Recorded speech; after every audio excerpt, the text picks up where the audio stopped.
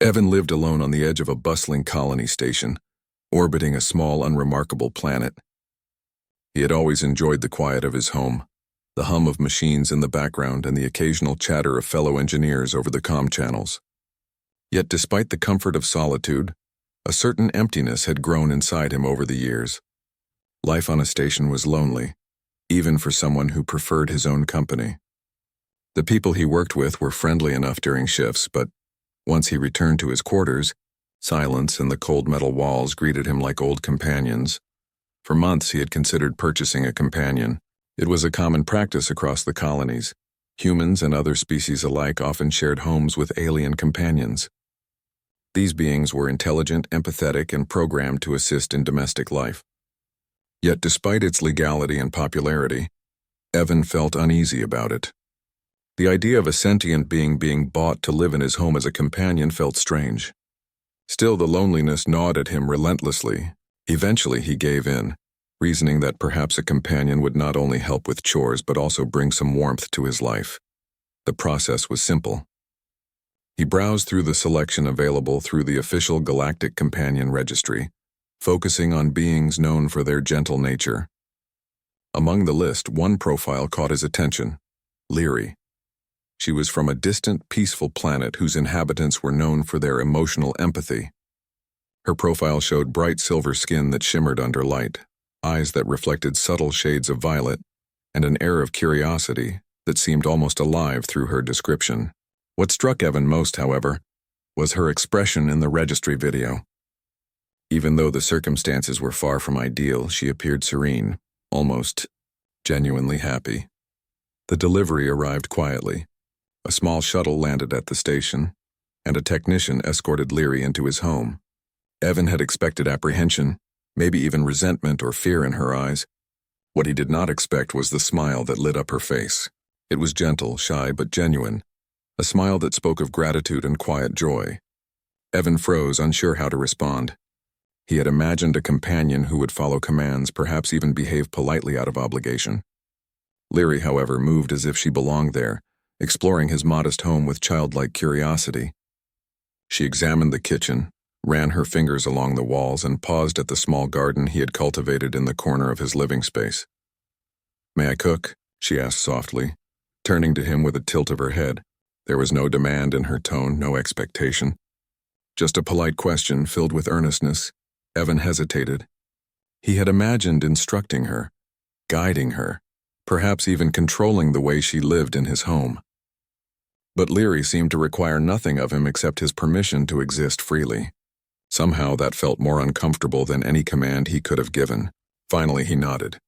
"Yes, you may." From that moment on, Leary became an unexpected presence in his life. She hummed softly while cleaning, moving with grace and efficiency that reminded him of a dance. She asked him about his day, genuinely interested in his thoughts and feelings. She repaired broken devices without being asked, fixed leaking pipes, and adjusted his lighting when he had not even noticed it needed attention. Every action she took carried a sense of care, as if she truly wanted to make his life better. Not because it was her duty, but because she genuinely cared. Evan began to observe her more closely. He noticed the small details, the way her eyes lit up when she learned something new, the gentle way she handled fragile objects, the soft laughter that escaped her when she was amused. At first he told himself he was imagining it. Surely she was acting, pretending happiness because she had no other choice. He felt a twinge of guilt at even thinking such thoughts. Perhaps, he thought, she had accepted her situation silently, concealing her feelings. But as days turned into weeks, the consistency of her behavior proved otherwise. Leary's joy was real. She thrived in his home not as a captive, but as a partner in daily life, however unconventional their relationship might have been. One evening, after a quiet dinner that Leary had prepared entirely on her own, Evan could no longer contain his curiosity. He watched her clean the kitchen, her movements precise and serene. Finally he asked, "Aren't you upset to belong to a human?" Leary paused, turning to look at him with her violet-tinged eyes. Her expression was calm, almost thoughtful. She shook her head gently. "I do not see this as ownership," she said softly. "My home, my people, all were taken from me long ago. My planet was destroyed by raiders when I was very young. I lived in shelters, crowded and neglected. To be chosen, to have a place where I am welcomed. This is not captivity. It is freedom. Evan blinked. He had never considered the possibility that her perspective might be so different from his own. He had expected sadness, resentment, or fear. Instead, he encountered something he had never anticipated: gratitude. Leary's happiness was not dependent on being free in the way he understood freedom. It was rooted in the experience of being seen, accepted, and cared for. And somehow he had given her that, simply by providing her a home. The realization unsettled him. He had purchased her thinking he was helping himself, but it seemed that in a way she had saved him instead. She brought warmth to the empty corners of his home, not through obligation but through genuine presence. He began to see her differently, not as property, not as a tool, but as someone who trusted him entirely. And in return, he found himself opening up, sharing thoughts and feelings he had long kept hidden, enjoying her company in ways he had never imagined possible. Their days settled into a rhythm. Evan would work on his engineering projects while Leary cleaned, cooked, and organized his home. They ate together, shared stories, and sometimes simply sat in silence, enjoying the comfort of presence without the need for words. Occasionally, Evan would catch her watching him with a curious smile, and he would feel an unfamiliar warmth in his chest. It was not romantic, not yet. It was something quieter, more profound, a sense of connection that went beyond species or circumstance. He realized that in trying to fill a void in his own life, he had unknowingly become part of hers. But even as this peaceful routine settled over them, an unexpected message arrived through the station's secure channels. It was a formal notice from the Galactic Companion Inspectorate, an agency responsible for monitoring the treatment and registration of alien companions. The message was clear and urgent. Alien companions would be subject to review, and all registered companions were required to undergo inspection to ensure compliance with evolving laws regarding rights, treatment, and welfare. Leary, naturally, was on the list. The announcement unsettled Evan. He had always assumed that Leary's presence in his home was permanent, that the bond they were building could continue without interference. Now he realized it might not be that simple. The thought of losing her, even temporarily, filled him with unease he had never experienced before. Leary, for her part, seemed calm when he told her about the notice, but Evan noticed the subtle tension in her posture, the slight narrowing of her eyes, the way her hands fidgeted. The smile that had become so familiar to him was absent for the first time since she had arrived. He tried to reassure her, to tell himself that the inspection was routine, that nothing would change. But deep down, he knew that this was more than a simple procedural review. The laws were strict, and the rights of alien companions were evolving. The system did not always recognize the nuances of individual relationships. Evan realized that he had no choice but to prepare for the possibility of separation. The thought was unbearable, yet it forced him to confront feelings he had not fully acknowledged, feelings of attachment, responsibility, and something that might eventually grow into care far deeper than he had anticipated. The day the inspectors arrived, Evan watched from the doorway as Leary greeted them politely, her demeanor calm and composed. Her silver skin shimmered under the station lights, her eyes reflecting a mixture of curiosity and quiet resolve. Evan stepped forward, uncertain how to act. He had always been respectful of the rules, a law-abiding citizen who followed protocol. But now, faced with the possibility of losing Leary, he felt a surge of defiance he had never known. The lead inspector, a tall humanoid with piercing amber eyes, spoke with authority. "Leary, you are required to accompany us for evaluation. Please gather your belongings." Leary inclined her head respectfully. "I understand," she said, her voice steady. But Evan noticed the small tremor in her hands. This time she was not smiling. This time there was hesitation. A subtle tension hung in the air, unspoken but palpable. Evan's heart raced. He stepped forward, placing himself between Leary and the inspectors. "She isn't just a companion," he said firmly. "She is not property. She is my friend, and I will not allow her to be taken without her consent." The inspectors paused, clearly surprised by his intervention. One of them, a shorter alien with a rounded head, frowned. "You cannot interfere with a legal procedure. the inspector said. She must comply. Evan shook his head. Compliance is one thing. Trust and friendship are another. If you take her, you are taking more than a companion. You are taking someone who is happy here, who has chosen to be here. And I refuse to let that happen. Leary reached out, touching his arm gently. The following morning, Evan woke earlier than usual. He had spent the night thinking about the inspection, about rules, laws, and the uncertainty of Leary's future. He found her in the kitchen, humming softly as she prepared breakfast. The sunlight reflected off her silver skin, making it glow faintly in the small room. She moved with her usual grace, chopping fruits and vegetables, arranging them neatly on the table. Evan watched her quietly. Every movement was precise, yet gentle. He remembered the first day she arrived, how nervous and unsure he had been, how he had expected hesitation, fear, or sadness, and instead, she had smiled. Now, after weeks together, he understood that her happiness was real, and it came not from being told what to do, but from the freedom to act, from being recognized as a person rather than an object. "You've been quiet," Leary said suddenly, noticing him at the doorway. Her voice was soft yet curious. "Are you thinking about the inspectors again?" Evan nodded. "I'm worried. I don't want to lose you, Leary. I know it's not simple, but it feels like if they take you away, something important will be gone from my life." Leary paused, placing the knife down carefully. She walked over and touched his arm. "Evan," she said, "I am not afraid of being taken. I know you would fight to keep me here. And more than that, I am happy. You gave me that. That is all that matters." Her words were calm, yet they carried a weight Evan had not expected. She was not helpless. She was not a victim. She had her own thoughts, her own feelings, and her own choices. And she had chosen to stay with him. The realization warmed him. He had thought he was protecting her, but in truth they were protecting each other. By midday, the inspectors arrived. They had come prepared, their hovercrafts hovering silently outside the station. Evan and Leary stepped out together. The inspectors were humanoid but had features distinctly alien, elongated limbs, patterned skin, eyes that glimmered unnaturally. They regarded Evan with an expression that was difficult to read, while Leary stood beside him, her posture calm and dignified.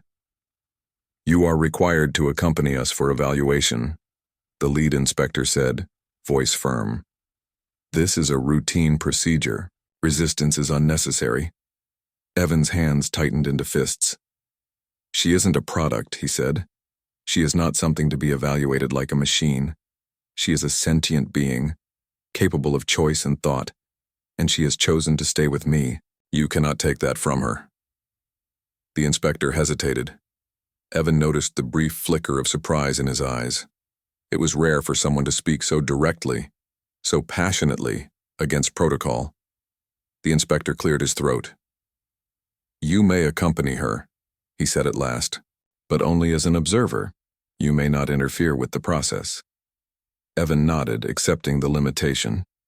It was not victory, but it was enough to allow him to stay near her, to offer her support as the evaluation began. Inside the examination chamber, Leary was asked a series of questions. Her responses were measured, thoughtful, and articulate. The inspectors were clearly looking for any sign of discontent, fear, or coercion. Evan watched as she answered, carefully noting the calm confidence in her voice, the steady gaze, and the subtle gestures that demonstrated her comfort. She spoke of her life before being assigned to him, the hardship she had endured, and the joy she felt in having a home where she was respected. When asked if she wished to be freed from human ownership, the chamber fell silent. All eyes turned to her, expecting the answer to confirm protocol, expecting her to request release. But Leary's response was clear, deliberate, and unwavering. "I do not wish to be freed," she said softly, yet firmly. "I am not owned. I am chosen, and I choose to remain with Evan. This is my decision." A murmur ran through the room. Inspectors exchanged looks, unsure how to proceed. The lead inspector spoke again, his voice cautious. "Your choice is noted. However, Current laws dictate that all companions must undergo temporary reassignment during evaluation. Leary's eyes did not waver. She placed her hand over Evan's, a small but powerful gesture. I am happy here. This is my home. I ask that I remain here freely, not under law, not under contract, but because this is what I choose. The inspectors debated quietly among themselves. Their discussion was long and technical, filled with legal terms and references to galactic statutes. Evan could feel his chest tighten with anxiety, but he refused to show fear. He remained by Leary's side, holding her hand, silently lending his presence as support. Hours passed. The room remained tense, the air thick with uncertainty. Finally, the lead inspector turned to Evan and Leary. We have reviewed your situation. The law is evolving. While your arrangement does not fit standard procedure, the choice of the companion cannot be ignored. Leary's decision to remain with you is acknowledged. Her contract is hereby nullified and she is free to stay with you, not as property but as an independent being. Relief flooded through Evan. He felt a weight lift from his shoulders, an unfamiliar lightness in his chest. Leary smiled at him, her silver skin catching the light, her eyes reflecting the same warmth he felt inside. She leaned slightly toward him, and he realized that in this moment, their bond had been solidified, not by law, not by obligation, but by mutual respect and choice. Returning home, the two of them moved through the station street side by side. Evan noticed the curious stares of other residents. Some smiled, others simply observed. Alien companions, humans, and hybrids alike watched with interest, perhaps inspired by the courage and care that Evan had shown. Leary walked with quiet dignity, her confidence evident in every step. She no longer seemed like a being who had been purchased or assigned. She was a partner, a friend, and an equal. At home, Evan offered her a seat. He brought her tea, and they sat together in the familiar comfort of their shared space. I'm sorry, he said quietly. Forever thinking I could own you. That was wrong. I never realized how much my actions mattered to you as a person. Leary placed her hand on his arm. You did not treat me as property.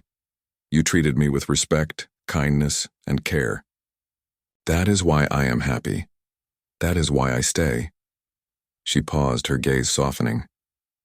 Happiness is not something that can be given through a contract or a law.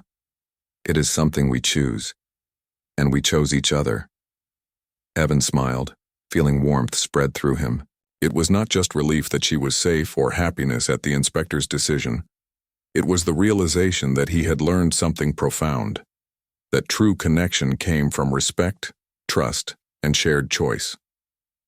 For years he had believed he could only find fulfillment through his work, through isolation, or through control. Leary had taught him otherwise. She had shown him that genuine companionship, true happiness, was mutual. It was something built together, not enforced. Over the following days, life returned to its quiet rhythm. Yet something fundamental had shifted. Evan and Leary shared meals, worked on small projects, and explored the station together. Their conversations deepened, covering topics from engineering innovations to distant planets, to the memories of Leary's lost world. She spoke of her past, not with sorrow, but with clarity and acceptance. And Evan found himself learning to listen in ways he never had before. He was no longer just observing her happiness. He was participating in it, sharing in it, and contributing to it through small acts of kindness and understanding. Neighbors and colleagues noticed the change. A few approached cautiously, asking questions about their unusual relationship. Evan explained simply, "She is my companion, not by ownership but by choice. We are friends and she is happy here." Some nodded in understanding, others seemed surprised, but most simply respected the simplicity of his answer. Word spread across the station, not as gossip, but as an example of trust and friendship between species. Other companions began to interact more freely with their human counterparts, inspired by Leary's confidence and Evan's respect. One evening, as they sat watching the stars from the balcony of their small home, Leary leaned on Evan's shoulder. The station's lights shimmered below, while the distant stars stretched endlessly above. "Do you ever wonder," she asked softly, "what would have happened if I had never been chosen? If I had never come here?" Evan thought for a moment. "I don't know," he said. "I suppose we might have found happiness in other ways, but I think it wouldn't have been the same, not for either of us. You helped me see things differently. You helped me understand what it means to care for someone, not because I have to, but because I want to." Leary smiled, resting her head gently against his shoulder. "And you helped me see that trust and friendship can exist even in unexpected places.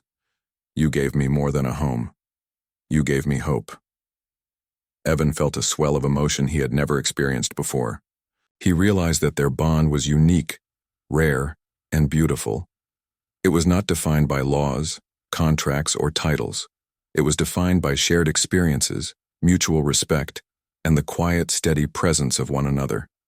In a universe often vast, impersonal, and indifferent, they had discovered something extraordinary, a connection that transcended species, circumstance, and expectation.